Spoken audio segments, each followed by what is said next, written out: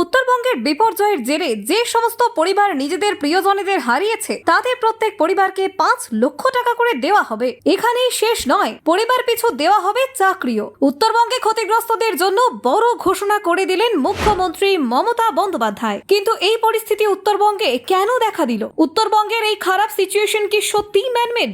বিহার উত্তরপ্রদেশ থেকে আসা জলই কি মূল দোষী? উত্তরবঙ্গের সাম্প্রতিক পরিস্থিতি নিয়ে কেন্দ্রকে কটাক্ষ করতে দুবারও ভাবলেন না মুখ্যমন্ত্রী মমতা বন্দ্যোপাধ্যায়। নাগরাকাটা থেকে ধূপগুড়ি পর্যন্ত ভয়াবহ পরিস্থিতি দেখে মৃতদের পরিবারকে হোমগার্ডের চাকরির আশ্বাস দিলেন মমতা। উত্তরবঙ্গের বন্যায় ভাট্টা মাঠের কৃষকদের পাশেও দাঁড়াচ্ছে রাজ্য সরকার। তবে ম্যানমেড বন্যা নিয়ে মুখ্যমন্ত্রীর তীব্র অভিযোগ। বন্যায় পর্যটকদের নিরাপত্তা নিশ্চিত করতে পুলিশের তৎপরতা বাড়ানো হয়েছে। ডিভিসি, মাইথন, পাঞ্চিতের জল যন্ত্রণা নিয়ন্ত্রণে তৎপর রাজ্য সরকার। মমতা বন্দ্যোপাধ্যায়ের প্রত্যক্ষ তদারকি ইতিমধ্যেই শুরু হয়েছে। উত্তরবঙ্গের সাম্প্রতিক পরিস্থিতিতে আর কি কি পদক্ষেপ নিল রাজ্য সরকার দেখুন। উত্তরবঙ্গের ওপর ক্রমবর্ধমান বৃষ্টিপাত এবং পরপর 2 দিনের ভারী বর্ষণে পুরো অঞ্চল চরম বিপর্যস্ত হয়ে পড়েছে। নদ নদীর জল ভরা হওয়ায় জেলাগুলোতে প্লাবন সৃষ্টি হয়েছে এবং বহু মানুষের বসতবাড়ি ও ফসলি জমি সম্পূর্ণভাবে ডুবে গেছে। শিলিগুড়ি, হাওড়া, কোচবিহার, জলপাইগুড়ি ও অন্যান্য কয়েকটি জেলায় জনজীবন বিপর্যস্ত। রাজ্য সরকারের দ্রুত পদক্ষেপের প্রয়োজনীয়তা সামনে এসেছে এবং সেই কারণে সোমবারই মুখ্যমন্ত্রী মমতা বন্দ্যোপাধ্যায় সরাসরি বিপর্যস্ত এলাকায় রওনা হয়েছেন। মুখ্যমন্ত্রী দমদম বিমানবন্দর থেকে সরাসরি উত্তরবঙ্গের উদ্দেশ্যে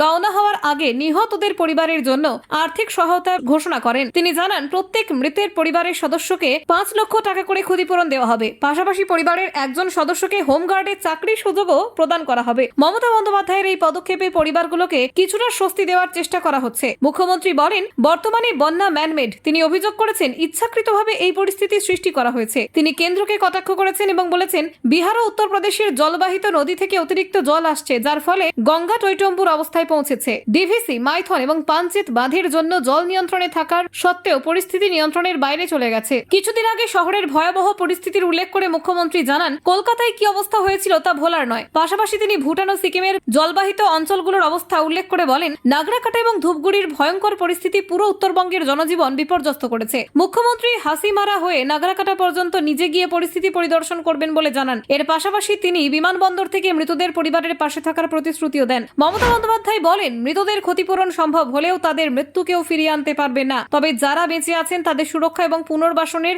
নিশ্চিত করাটা আমাদের দায়িত্ব। প্রতি জেলা শাসকের সঙ্গে ভার্চুয়ালি বৈঠক করে মুখ্যমন্ত্রী বিভিন্ন অঞ্চলের পরিস্থিতি নিয়ে আলোচনা করেন। তিনি পরিস্থিতি মোকাবিলায় জেলা প্রশাসনকে সতর্ক করে দেন এবং পর্যটকদের অনুরোধ জানান, তারা যেখানে রয়েছেন সেখানেই থাকুন। সরকারের পক্ষ থেকে তাদের উদ্ধারে পুলিশ প্রশাসন সক্রিয়ভাবে কাজ করছে। মুখ্যমন্ত্রী বলেছেন, বন্যার ফলে বিভিন্ন এলাকায় অবকাঠামোর ব্যাপক ক্ষতি হয়েছে। রাস্তা, সেতু, স্কুল ও হাসপাতাল সহ অন্যান্য গুরুত্বপূর্ণ স্থাপনা ক্ষতিগ্রস্ত। এর ফলে উদ্ধার কর্মীদের কাজ কিছুটা জটিল হলেও রাজ্য সরকার দ্রুত ব্যবস্থা নিচ্ছে। উত্তরবঙ্গের বিপর্যস্ত এলাকা থেকে জল বের হওয়ার জন্য জল নিঃসরণের প্রক্রিয়া ত্বরান্বিত করা হচ্ছে। মমতা বন্দ্যোপাধ্যায় বলেন, ডিভিসি এবং অন্যান্য বাঁধে জলের নিঃসরণ আরও ত্বরান্বিত করতে হবে এবং যাতে প্লাবনের মাত্রা কমানো যায়। তিনি কেন্দ্রীয় সরকারকে সাহায্যের জন্য আহ্বান জানিয়েছেন। Bureau report, news prime Times.